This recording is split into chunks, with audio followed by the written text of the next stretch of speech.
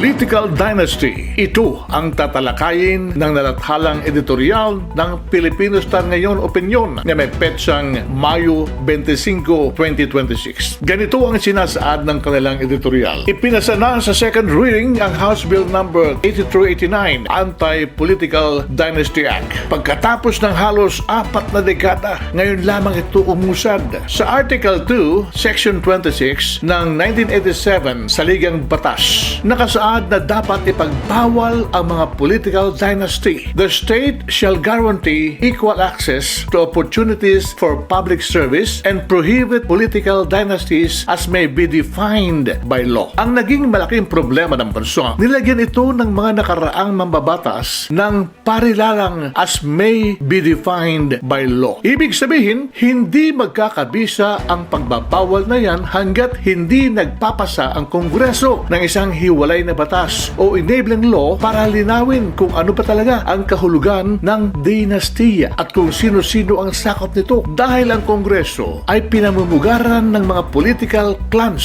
Sadyang pinatulog at ibinaon sa limot ang kautosang ito sa loob ng 39 na taon. Subalit, ipinanukala nga ang HB 8389 na ang mga autor ay sina Representative D. at Marcos. Ang mapait na biro at irony dito ay paanong ang mga pamilyang ilang henerasyon nang nakaluklok sa rurok ng dinastiya ang magiging arkitekto ng pagbuwag nito? Ang sagot ay makikita sa laman ng panukala na maituturing na bungi sa House Bill 8389 hanggang second degree of consanguinity o affinity. Yun lamang ang sakop ng pagbabawal. Magulang, anak, kapatid, asawa. Napakadaling lusutan ng sistemang ito. Ang kailangan lang gawin ng mga naghaharing pamilya kapag naabot na ang term limit ay patakbuhin ang kanilang mga pinsan, pamangkin, tito at tita upang mapanatili ang kapit nila sa kapangyarihan. Mas malala pa ang tinatawag na clustered prohibitions. Pinapayagan ng bill na makapagsasabay na tumakbo ang magkakamag-anak basta't magkakaiba ang antas ng pwesto. Ibig sabihin, sa isang pamilya, pwedeng sabay na nakaupo ang ama bilang senador, ang ina bilang gobernador, ang anak bilang mayor, at ang kapatid bilang kongresista. Idagdag pa dito ang dagdag na amyenda na tuluyang nag-aalis sa mga opisyal ng barangay sa sakop ng dinastiya at ang katawa-tawang mekanismo ng drawing of lots o bunutan kung sakaling mag-overlap ang mga kandidatong magkakamag-anak. Gagawin na lamang bang parang raffle ang kinabukasan ng bayan para hindi masaktan ang mga tradisyonal na politiko? Dito, pinatunayan ng Kamara na ang isang kongresong pinamumugaran ng mga dinastiya